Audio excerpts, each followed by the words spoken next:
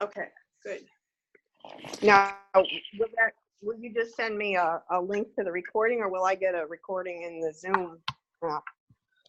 I'm pretty sure I'll have to send you a recording. Okay. Yeah, it took me a second there because I had to do the sign up thing, Oh, with yeah. So that's why I couldn't get on right away because I had to kind of like register or something. Just put my email and my name in there. That was all. well, be sure to unsubscribe if they bother you. I don't know. I like Zoom, but they never email me, so. Yeah. Well, I clicked I do not want extra, whatever messages or updates or whatever. So we'll see what happens. But Do you ever do video calls with Maria? I did for a while, but then what happened was now I can only do them off of my computer because my last year dropped my cell phone in the snow, and now ever since then my selfie camera side doesn't work. So I took it to the AT&T people, and they said, well, you'll have to take it back to the iPhone, the Apple store, but don't tell them you dropped it in the snow. Just tell them your camera doesn't work, and they should give you a new phone. Well, that was a year ago. I still haven't done it. So it's right on schedule for me, Well, it's not real handy. It's at least an hour and a half away in the opposite direction of where I go to visit my folks, so it's a pain to get there to do it. So Wow. yeah, it's outside of Pittsburgh, but it's on like the southeastern side of Pittsburgh as opposed to the northwestern side of Pittsburgh, which is where I usually go. So Gosh. You guys living down there in the big city with you probably have an Apple store in every corner, don't you? I don't have an Apple phone, so I don't even know where they are, but I'm sure that it's convenient wherever it is. Tell me how things are going. I've just been so happy that it seemed like there were no big emergencies for a while. Or did you have some and I just didn't hear about it? No, you were right. There weren't any big emergencies. I had been feeling just since New Year's, like I just wanted to kind of recap my year because I knew that I had a lot of major breakthroughs in 2018, and so that was kind of part of the reason I wanted to get in touch, was to kind of work through that somehow over a series of calls. And but in the meantime, I have had a few moments where I was feeling just a little I don't know, just off center and anxious and everything else. So I think timing wise this was a good time to reconnect, just for mixed reasons. So but it hasn't been because of any big emergencies or anything. Well, I'm super glad to hear that because you sure did go through it last summer. Yeah. Yeah. So your mom is doing halfway okay, considering everything? Yeah, considering everything. And the big news over the holiday was that her sister ended up in the same facility. Now, I don't know how long she's going to be there, but it's her only sister, and that's the grandmother of the cousins that I have that work at the facility. So it's been, she went in, I didn't even know she was sick, but she got in there shortly after Christmas because she had been in the hospital for about a week before Christmas and a week after Christmas. So Wow. sorry, I just took a bite of a cookie. So How's your dad? He's doing okay, but the interesting thing was his focus kind of changed from my mom to my aunt when my aunt got there, and um, he kind of wore himself out, or basically wore a path in the carpet between their room and her room, and uh, busted in on the nurses more than once when they were taking care of my aunt. Like, and she was in various stages of undress. They finally had to put a note on the door that said, "Do not enter." And I said, "You need to be more specific. It needs to say, Ed, do not enter." So, but that's just him busy being him, which is, extremely caring and um, wanting to make sure everything's going smoothly for everyone. So he's kind of worn himself down a little bit in that process. So they put him back on some physical therapy because he was running back and forth between their rooms with his walker.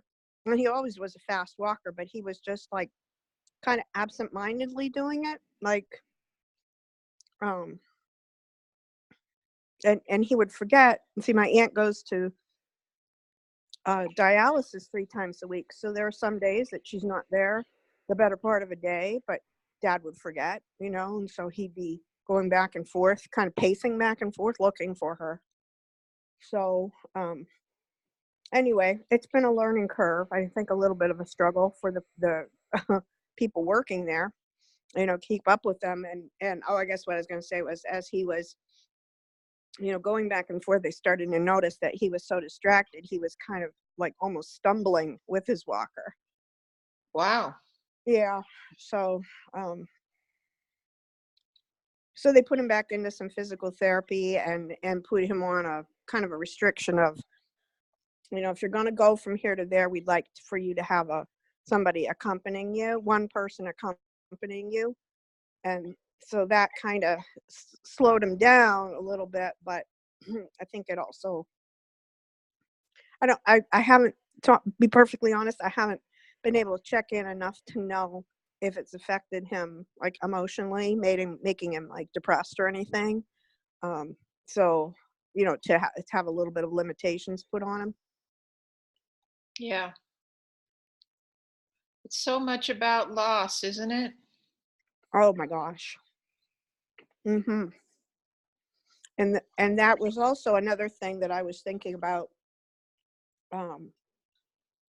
was, I've made so many strides, but I also said to Gerard, as soon as my aunt got there, some things just came so powerfully, like right into my vision, that I hadn't been able to see because I had no basis for comparison. I just had my folks and they were how they were. And, it was just sort of the three of us. Well, now we'll sit in a little group, and occasionally one of my cousins will be there, but more than likely it's just going to be my mom and dad and my aunt.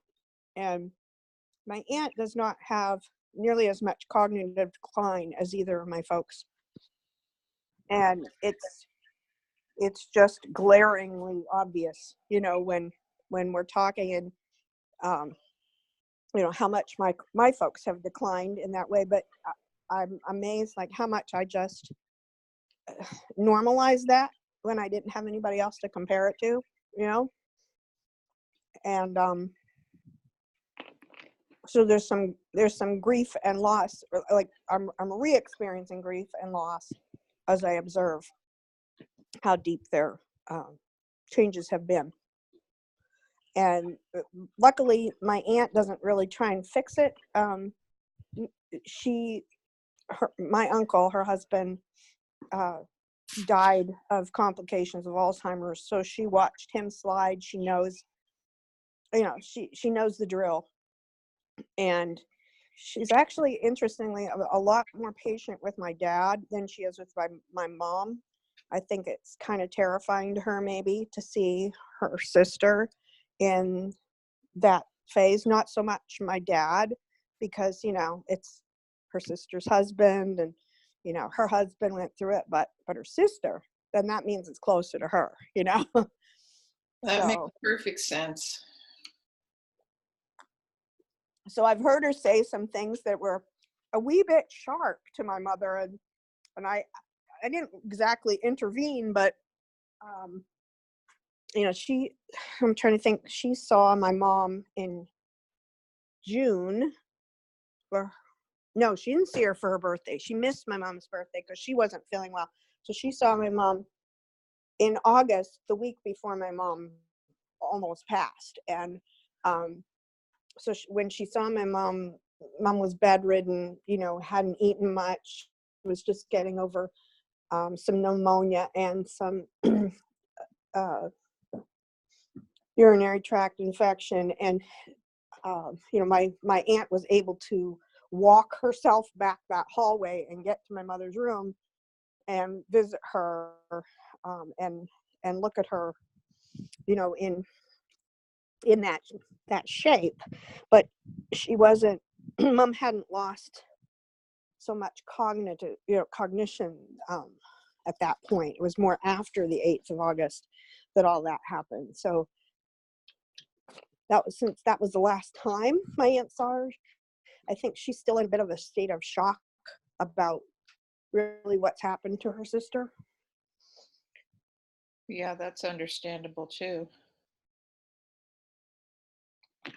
With my mom, she's on this assisted living floor, but other than being somewhat frail, her only major handicap is her vision is so bad. Her mind is just stunningly sharp still, and I believe, I'm not 100% sure, but I believe that.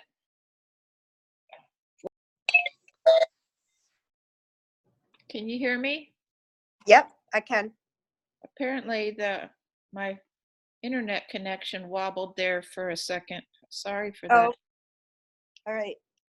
I was telling you that where my mom lives, there's only a few people, but the people that are there are all memory impaired, and so the conversational quality for my mother is just horrible. Yeah. And I just feel sad that I wish that she would go downstairs and eat in the big dining room, but she would really need a lot of help to do that, and she doesn't want to ask for help. So Yeah. she's kind of putting up with this really weird situation where she's talking to these people and they just ask her the same things day after day, sometimes more than once in one lunch period. And Oh, sure. I just think that that's not good for her, but she can't function by herself anymore the way that she was. Yeah. It's gotta be this way to a pretty big extent, unfortunately. And this memory deal is just really sucks. Yes, it does. It really does. And that one meme that I found them put on, that people are, one day they seem okay, and the next day they're not, and you're wondering, are they just playing with me, or whatever. But it's so real that that it just nailed it on the head, where people in these kind of mid stages of dementia, like, you just don't know where they are, um, even sometimes within the same conversation. Usually not so much, though. Usually if you catch them on a good day, it stays a good day. But I noticed, like with my mom, there's a lot that has to do with her tiredness, that if she gets tired toward the end of a conversation, then that's when she, even though she might have been pretty with it before, the cognition will really slip, and then she'll start telling you a story that is not true, but you're trying to figure out, like, okay, now you said you went downstairs and so came to see you, and like all these little pieces to her. Downstairs means going down the hall to where the big dining room is. It's not downstairs. They never leave the floor, but she calls it downstairs.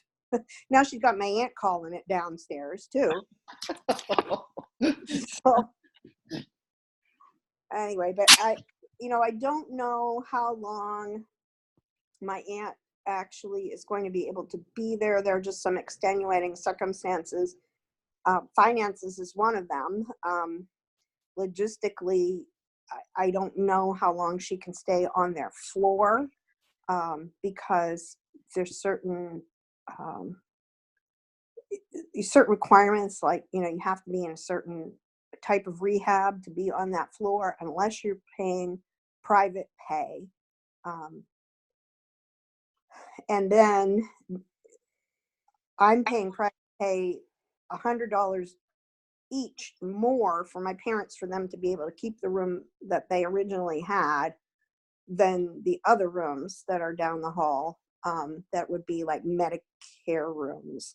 So I think my aunt now would qualify for Medicare because they spent an awful lot of their money on my uncle, because he was in a nursing home for at least a couple of years, maybe 3 or 4. I can't really remember because I was living in Maine, but I would say 3 at the minimum. And so I know she'd be Medicare, but in other words, she can't stay in the room that she's in, which is really, really close to them right now.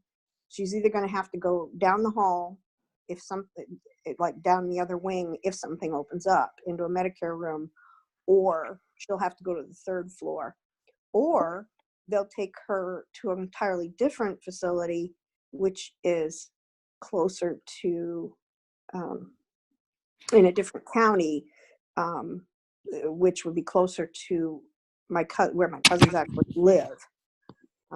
But the fact that it's a similar situation like with my mom and dad, the fact that Missy and Bob, her grandchildren, work there, that's a huge plus. So I think my cousins, the ones who are making the decisions, are going to probably try and keep her in this facility as if at all possible.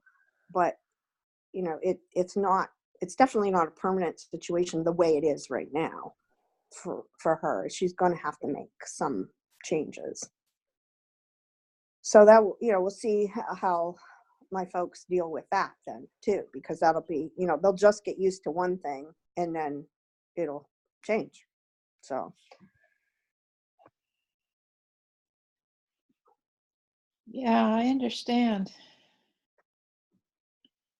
and on top of that, their absolute favorite aide, CNA aide, she told me the aide herself told me last week that she has accepted another job closer to where she lives at a different facility, and the first week of February will be her last day.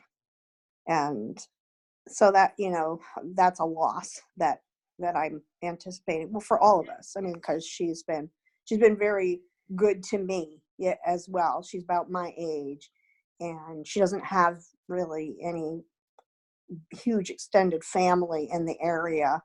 She has children, but they're kind of spread out, and she's not terribly close to all of them.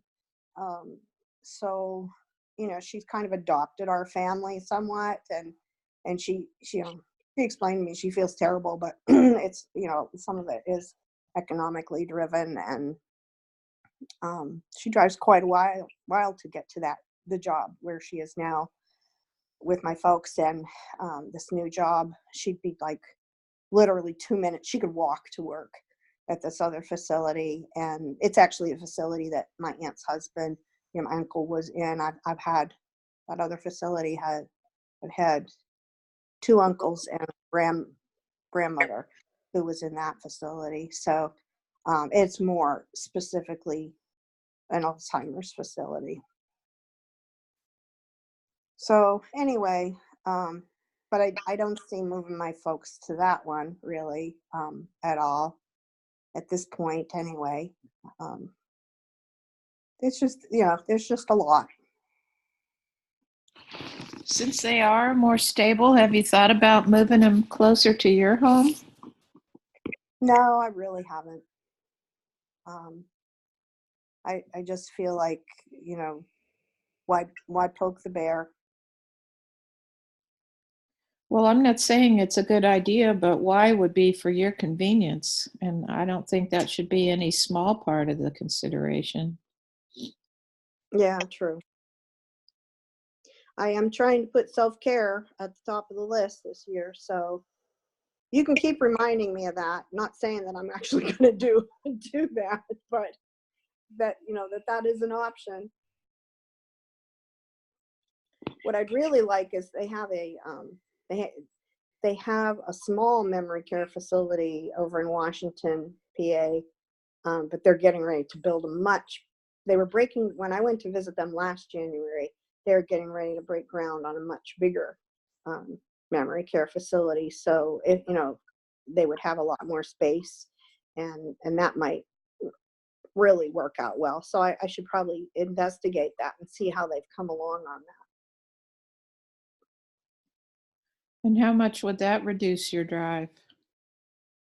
that. Washington, PA is about a half an hour away. So as opposed to 2.5 hours. Oh, well, hold the intention It's 2 o'clock. that might help at some point. Yeah.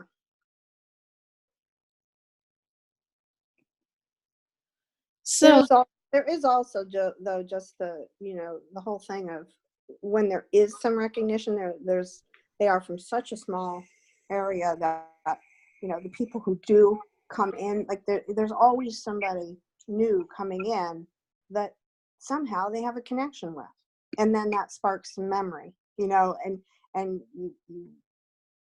it's hard to think about taking that away. well, I appreciate about you that their needs are such a high priority. And maybe it's best that there's this distance so that when you go home, you can really be on your own and just give over their care to their caregivers. When So, I'm not. Yeah. because I have two friends that have parents and of course, I do have Hmm. parents nearby, and that just keeps their situation much more in your face because you can do more about things. So Right. I don't know in terms of actual hours spent if you would even save any time, but you would. I don't know how you feel about these long distance drives, but for me, that would be very tiring. Yeah, it really doesn't bother me so much.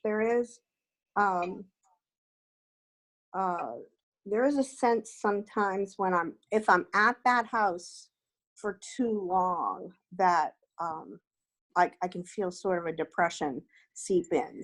And I don't know if that's like some PTSD of getting stuck there, meaning like when they were ill and I was supposed to get away and I couldn't get away, or if it's just, past history of like, geez, I don't want to get stuck here in this hometown, or all of that kind of stuff. So there is a sense in that sometimes that will creep in, especially in these winter months, that I would call it cabin fever on speed, when I go there. But I'm also very grateful that I have that house to go to. I mean, because it's bigger than the house I live in now. My my new dog has lovely space to play in the backyard, and I mean, there are benefits of it. So it's but it is another responsibility.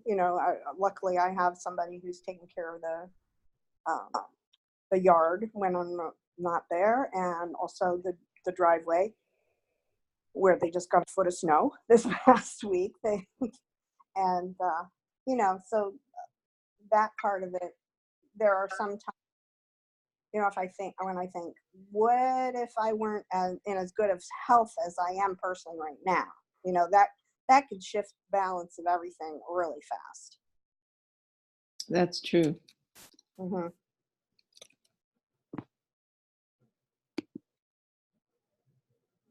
So, how do you want to use the rest of our time today?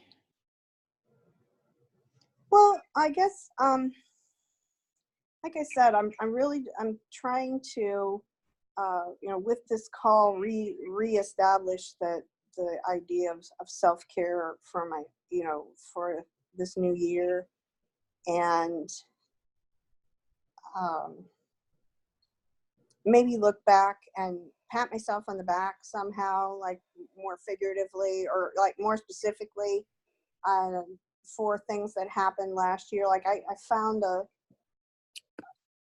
totally empty planner from last year that I did not use at all.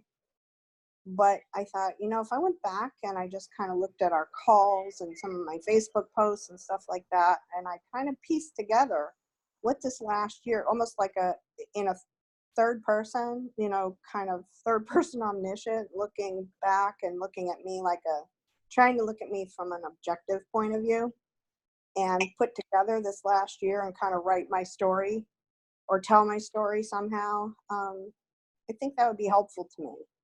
So I kind of wanted to get your feedback on that.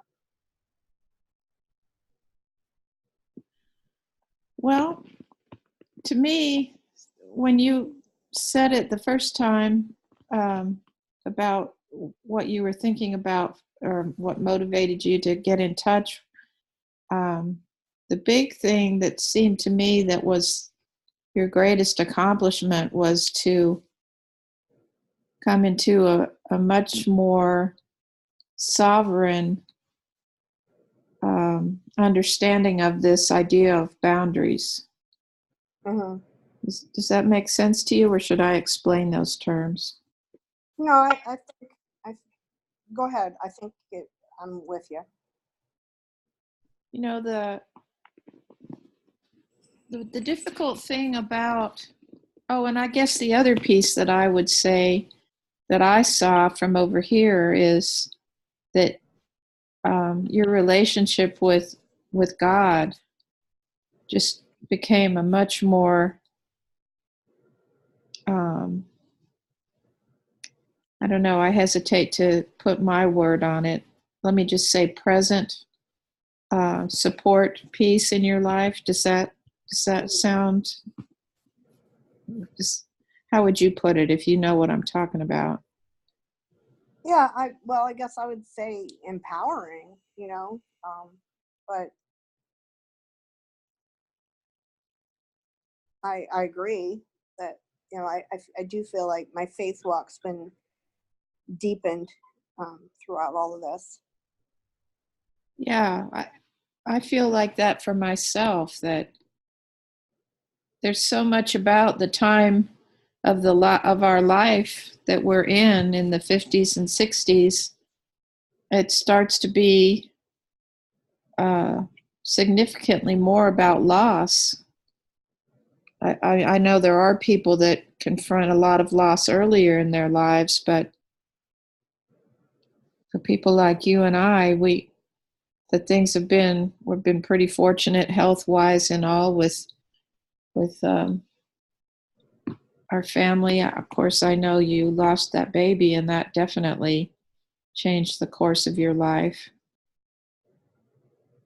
But this ability to cope with loss, that's the dark side of it. The light side of it is that if a person is open, it will really deepen their faith, because you just run into this experience on such a deep level of that you can't control life, you can't control other people, and there's only a certain amount of the circumstances that you can really control. Right. The biggest thing that you can control is your ability to shift your perspective when you're in pain or you're suffering. And of course, there are times that are just simply, there's no perspective, where it's the loss of a parent, for example, the loss of a beloved pet, where those things aren't going to be painful, but you can change your perspective from um, a, a point of view where that happened to you into a point of view where you're trusting God that, as it says in Romans, all things, God will work all things for the good for those that know him. And for me, that's made all the difference. I certainly miss hindsight. I would, if I could push a button and have him back, I definitely would. But I don't feel that God was punishing me, or I don't feel that God was punishing him. I just accept that God's timing is outside of my control, and I have peace about that. Mm-hmm. And I found in my experience of working with you that early on in your mother's struggles, the struggle even to get, she hasn't been there a year yet, has she? Just a little over. She went in November of 2017. Okay. So that was such a big process when she tried to stay in that house by herself, and we had to work through your feelings of fear and all the different aspects of your parents being separated and all of that. And what I saw was that you came to accept that their process, the process of their marriage, the process of their aging, the process of even their living and dying, that those were parts of the mystery that you had to trust to God. Right. And I felt like when you really embraced that, you were able to do a lot more with your own self-care than you had been prior. Mm-hmm. So that was very life affirming. And I celebrated that for you and with you. I think that was just a big accomplishment, because some people can't get there. They would rather maintain that illusion that they can control life and try and struggle with it and be upset about it and run themselves into the ground with it. Whereas the truth is that if we trust God and believe that all things are happening for the good, and we look for that, we're much more likely to find it. And even if we don't find it, we can look in peace instead of in an anxiety and worry and guilt and shame. Does that make sense? Yeah. Yeah. I'd say all of that is appropriate, is to say, those were things that I was coming to realize and that were coming into light for me this year. I guess my question is to kind of how to um, honor my own story, um, and be able to kind of look back and not get sucked in, you know, not get sucked into depression or guilt or any of those things. I want to be able to look back, because I mean, the obvious answer is don't look back, you know, just don't look back. You're not going that way, kind of thing. Um, but there's a part of me that just does want to look back because there was so much that changed, and I want to be able to name it and really grasp it. Changed with you, or changed with them, or just changed in general? Change with me. Uh-huh. Well, I think it's important because in my opinion, you had a stellar year. Significant curveballs at you, and did knock you to the ground a number of times. I'm kind of losing you. Did your mic go off? I don't think so. Can you hear me? Say it again. Is it cutting in and out? No, it just got a lot softer. Like it sounds like the phone under a pillow or something. Huh. Like there was a lot of static. But are you there? Yeah, see, now I can't hear you at all. Maybe we need to recall. Um, Oh, wait, I hear you. okay. If we do have to recall, I think I'll have to send you a new link. Yeah, see, I can barely hear what you're saying at all right now. I can tell you're talking, but I don't know what. Is that any better? That's a little better. Oh, I pushed the phone away from me and it got better. That doesn't make any sense. Huh, Let, yeah. let me do a new call. So look on Facebook in a minute and I'll send you a link. Okay, Okay, bye-bye. right.